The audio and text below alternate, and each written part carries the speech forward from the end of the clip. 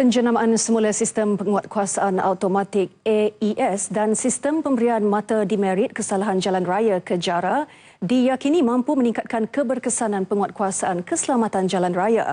Timbalan Menteri Pengangkutan Dato' Abdul Aziz Kaprawi menjelaskan keputusan itu juga akan disepadukan dalam sistem keselamatan kesedaran automatik AWAS yang turut menekankan pemulihan kepada pemandu bermasalah.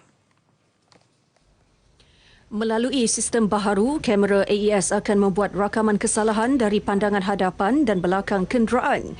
Manakala pesalah trafik akan dikenakan mata demerit bergantung kepada kesalahan yang dilakukan. Sistem mata demerit pula, kita akan bermula dengan 20 mata. 20 mata maknanya 20 mata pertama dia akan diberi amaran dan 20 mata kedua akan digantung dan 20 mata ketiga iaitu 60 mata terus akan dibatalkan. Jadi pihak kerajaan yakin dengan sistem kejara ini akan lebih memberi kesan yang lebih baik. Menerusi sistem baharu ini juga, individu yang digantung lesen diberi pilihan untuk melalui proses pemulihan atau rehabilitasi. Malah kaedah penggantungan selama setahun yang dikenakan akan dikurangkan sekaligus mendidik pengguna jalan raya patuh kepada peraturan. Dalam pada itu, berdasarkan analisis yang dijalankan Institut Penyelidikan Keselamatan Jalan Raya MIROS mendapati bagi tempoh 8 bulan selepas pelaksanaannya, kemalangan maut menurun sebanyak 36.84% iaitu dari 19 kes kepada 12 kes. Malah secara purata, kadar pematuhan had laju juga meningkat kepada 91% berbanding 63% sebelum pelaksanaannya. Soalan mengenainya dikemukakan Ahli Parlimen Libaran Datuk Jusli Ajirul.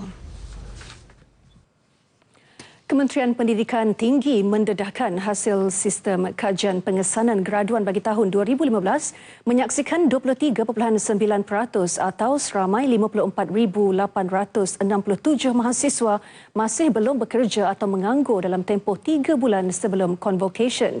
Bagaimanapun, kajian serupa turut dilaksana di peringkat antarabangsa tetapi mereka menggunakan tempoh yang lebih panjang sebagai penanda aras kebolehpasaran.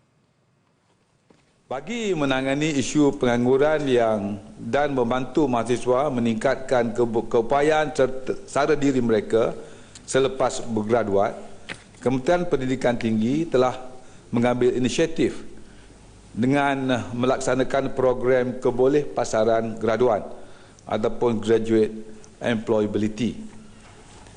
Program kebolehpasaran graduan bertujuan meningkatkan lagi nilai tambah graduan daripada aspek kelayakan profesional mereka, ketampilan diri dan sasiah bagi membantu pelajar-pelajar memperoleh pekerjaan yang relevan dengan keperluan majikan dalam pelbagai sektor.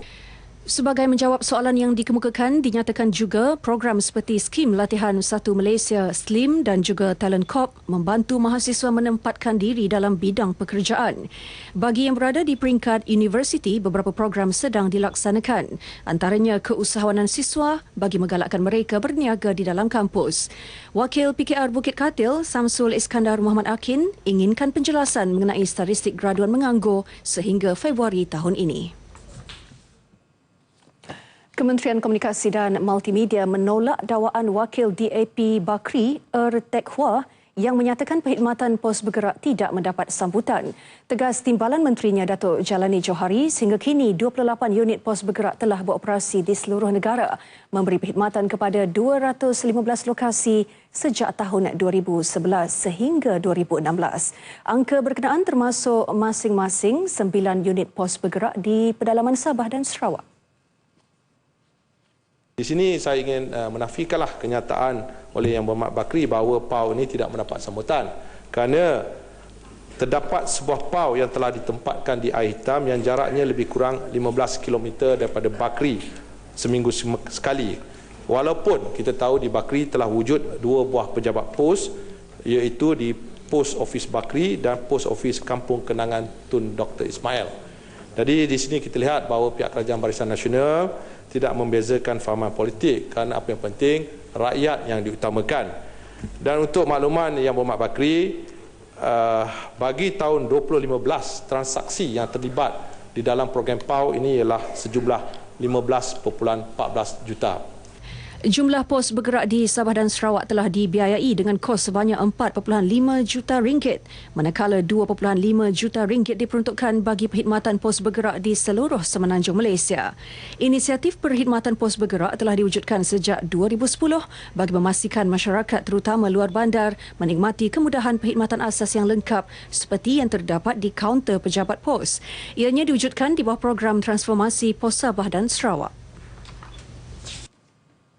Menteri di Jabatan Perdana Menteri yang bertanggungjawab bagi hal ehwal Islam, Datuk Seri Jamil Hill Baharom menegaskan Islam liberal diklasifikasikan sebagai ajaran sesat.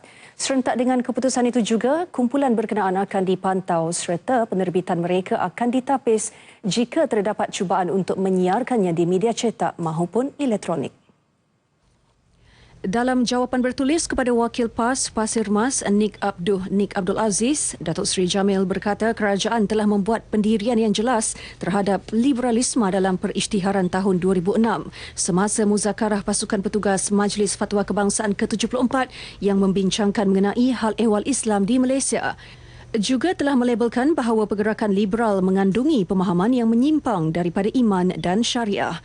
Jabatan Kemajuan Islam Malaysia dan Jabatan Agama Islam Negeri telah bekerjasama mengenakan tindakan tegas terhadap pengikut Islam liberal. Pihak kementerian akan meneruskan program pemantauan ke atas kumpulan yang mempunyai kepercayaan sesat. Dalam soalan yang dikemukakan, Nik Abdul telah meminta Jabatan Perdana Menteri menjelaskan cadangan kerajaan untuk mengekang kebangkitan Islam liberal di negara ini.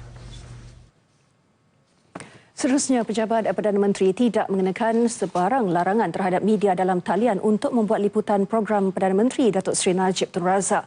Bagaimanapun, Menteri di Jabatan Perdana Menteri Datuk Seri Azalina Othman Said menjelaskan ada ketikanya Pejabat Perdana Menteri perlu menghadkan jumlah wakil media yang membuat liputan program Perdana Menteri. Tindakan menghadkan jumlah wakil media bukan satu bentuk diskriminasi. Sebaliknya, ia hanya dibuat apabila ada sebab tertentu. Ini termasuk tempat atau kawasan sesuatu majlis yang terhad dan faktor keselamatan. Look at my reply. Our reply is very standard. We didn't specify any news portal or newspaper. It's a very standard reply.